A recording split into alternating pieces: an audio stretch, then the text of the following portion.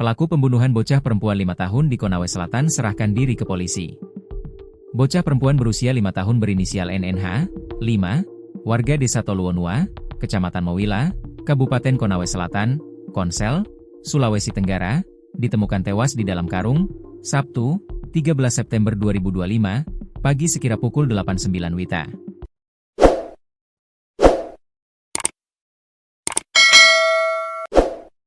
Dikutip dari Tribun Sultra, jasad NNH ditemukan sejauh 150 meter dari lokasi korban terakhir kali terlihat. Di sisi lain, NNH sempat dilaporkan hilang oleh pihak keluarga ke Kantor Pencarian Pertolongan, KPP, Basarnas Kendari pada Jumat, 12 September 2025. Berdasarkan informasi yang dihimpun, NNH terakhir kali terlihat pada Kamis, 11 September 2025, pukul 15.15 WITA, berpamitan untuk bermain bersama teman-temannya. Adapun lokasi bermain korban tidak terlalu jauh dari rumahnya. Kemudian, NNH disebut pulang lebih dulu dan meninggalkan rekan-rekannya.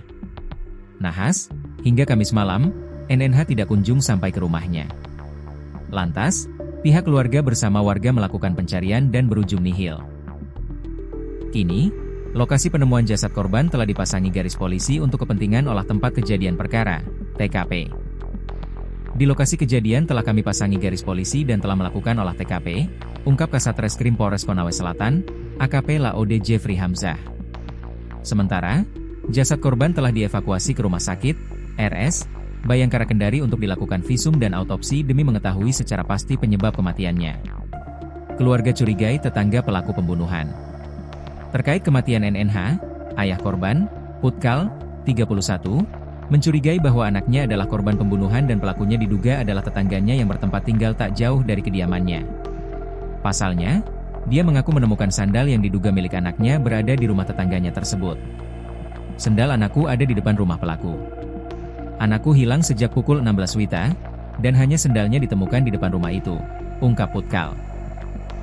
Tak cuma itu, dia juga mengaku menemukan sebuah gunting dan gorden dengan bercak darah di kediaman tetangganya tersebut.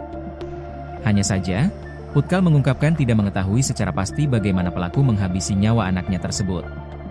Namun, dia memperoleh informasi bahwa seseorang yang mengaku sebagai pelaku sudah menyerahkan diri ke kepolisian dan ditahan. Kami dapat anakku di hutan. Pelakunya sudah menyerahkan diri, sudah ditangkap dan diamankan, katanya.